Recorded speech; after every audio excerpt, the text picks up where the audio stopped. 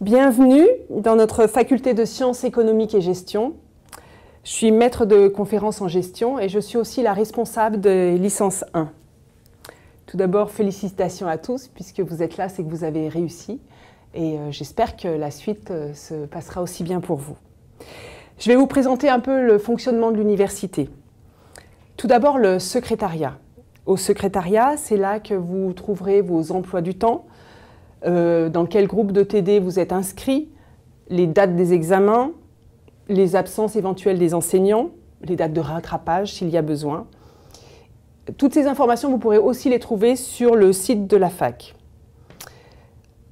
Si jamais vous aviez une absence, vous devez fournir au secrétariat un justificatif et donner le double de ce justificatif à votre enseignant. En revanche, pour ce qui concerne votre inscription à l'université, votre carte d'étudiant, ce n'est pas du tout le secrétariat qui gère ça. Tout ce qui est de l'ordre de l'inscription administrative, c'est le service de la scolarité. Donc pour toutes les demandes à ce sujet-là, il faut vous adresser au service de la scolarité. C'est ce service qui vous délivrera votre carte d'étudiant. Certains l'ont déjà, mais sinon ça va venir. Un bureau important pour les étudiants étrangers maintenant, le bureau des relations internationales. C'est là que vous pourrez poser toutes vos questions, qu'elles concernent vos études ou votre vie en France, votre vie quotidienne. Tout ce qui est logement, santé, rendez-vous à la préfecture, papier, toutes les démarches administratives, c'est là-bas que vous devez vous adresser.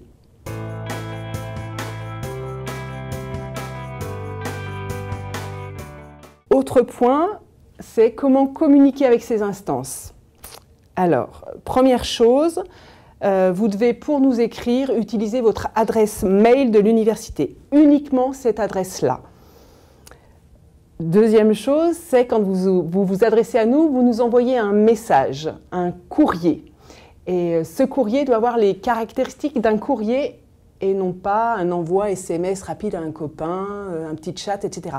Donc, un courrier, les règles d'usage, c'est salutations pour dire bonjour, mais aussi pour dire au revoir.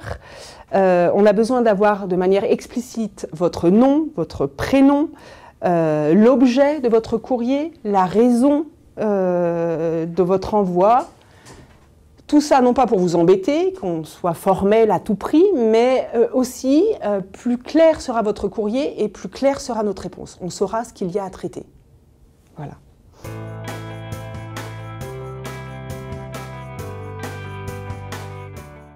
Au sujet des outils des étudiants, alors il y a le site de l'université. Maintenant, l'université, tout est sur le site de l'université. Vos résultats d'examen, vos relevés de notes, les documents de cours, certaines vidéos, des extraits vidéo que les profs peuvent mettre sur le site. Également, lorsque des profs sont absents, ils peuvent l'indiquer sur le site. Et les remplacements de cours, enfin tout se trouve là. Autre outil important, votre carte d'étudiant, celle qui est délivrée par le service de la scolarité. Cet objet-là est vraiment important parce qu'il vous donne accès à plein de choses. Par exemple, aux salles d'informatique, si vous voulez imprimer un document, si vous voulez emprunter des livres à la BU, à la bibliothèque universitaire. C'est aussi un porte-monnaie, donc c'est une carte Monéo. Si vous avez besoin d'aller boire un café, d'aller manger à la cafette, de payer vos photocopies, c'est avec ça, vous en avez vraiment besoin. Alors cette carte, elle est aussi vraiment importante pour le jour des examens. C'est votre identifiant, c'est avec ça que vous êtes repéré sur les listes, etc. Donc vraiment, pensez à l'avoir avec vous pour les examens et la présenter le jour J. Donc faites bien attention à votre carte, elle sert pour tout ça.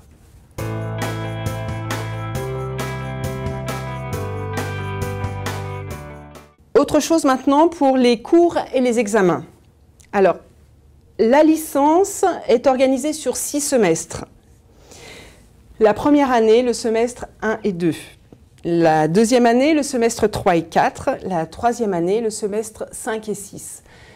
Sachant qu'à l'université, le semestre dure autour de 4 mois, mais c'est quand même comme ça que c'est découpé.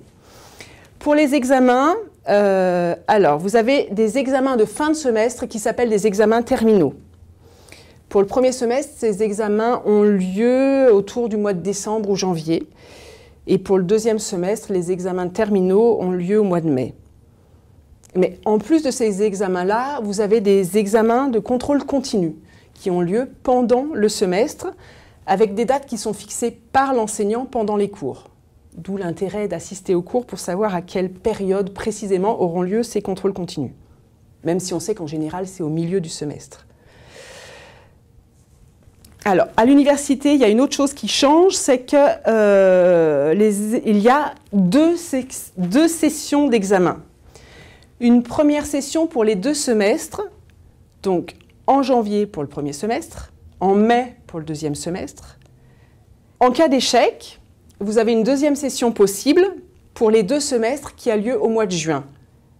Donc, si vous réussissez en mai, vous êtes libre à partir du mois de mai, sinon ce sera fin juin, début juillet. Donc je vous souhaite à tous bonne chance pour réussir dès la première session. Merci.